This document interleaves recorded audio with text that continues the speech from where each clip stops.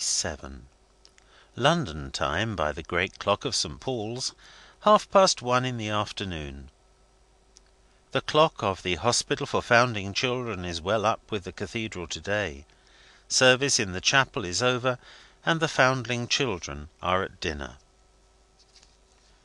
There are numerous lookers on at the dinner, as the custom is. There are 2 or 3 governors, whole families from the congregation, smaller groups of both sexes, individual stragglers of various degrees. The bright autumnal sun strikes freshly into the wards, and the heavily framed windows through which it shines, and the panelled walls on which it shines, are such windows and such walls as pervade Hogarth's pictures. The girls' refectory, including that of the younger children, is the principal attraction. Neat attendants silently glide about the orderly and silent tables. The lookers-on move or stop as the fancy takes them. Comments in whispers on face, such a number, from such a window, are not infrequent. Many of the faces are of a character to fix attention. Some of the visitors from the outside public are accustomed visitors. They have established a speaking acquaintance with the occupants of particular seats at the tables, and halt at those points to bend down and say a word or two. It is no disparagement to their kindness that those points are generally points where personal attractions are.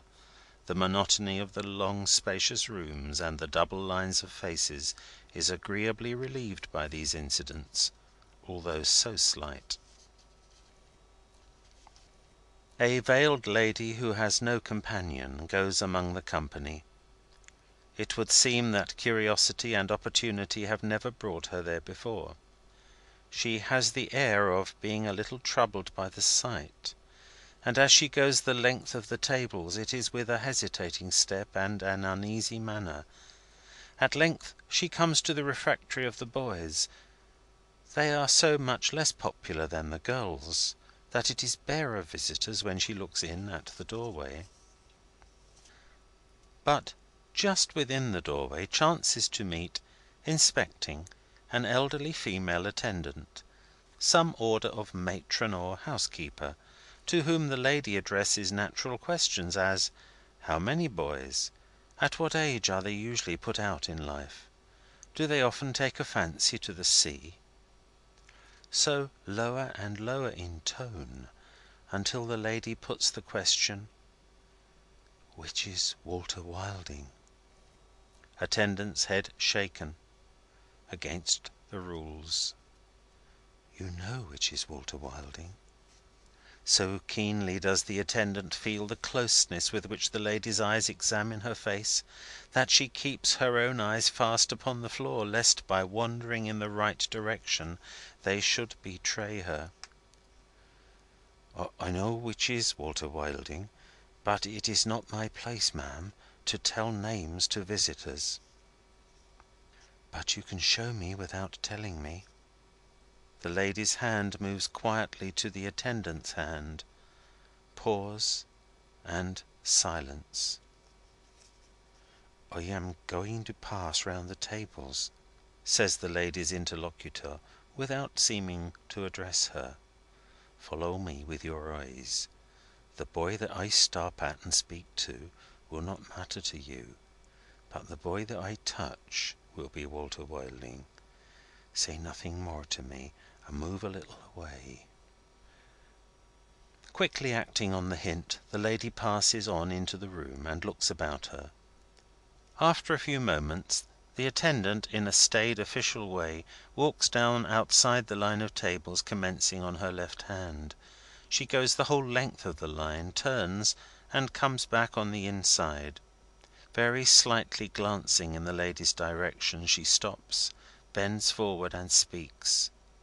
The boy whom she addresses lifts his head and replies. Good-humouredly and easily, as she listens to what he says, she lays her hand upon the shoulder of the next boy on his right. That the action may be well noted, she keeps her hand on the shoulder while speaking in return, and pats it twice or thrice before moving away. She completes her tour of the tables, touching no one else, and passes out by a door at the opposite end of the long room. Dinner is done, and the lady too walks down outside the line of tables commencing on her left hand, goes the whole length of the line, turns, and comes back on the inside. Other people have strolled in, fortunately for her, and stand sprinkled about. She lifts her veil, and stopping at the touched boy, asks how old he is. "I am 12, ma'am," he answers, with his bright eyes fixed on hers. "Are you well and happy?" "Yes, ma'am." "May you take these sweetmeats from my hand?" "If you please to give them to me." In stooping low for the purpose, the lady touches the boy's face with her forehead, and with her hair.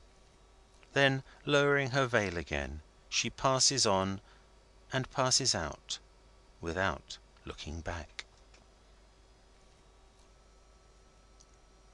End of the Overture. Recording by Alan Chant of Tunbridge, Kent, England. www.sevenoaksprep.kent.sch.uk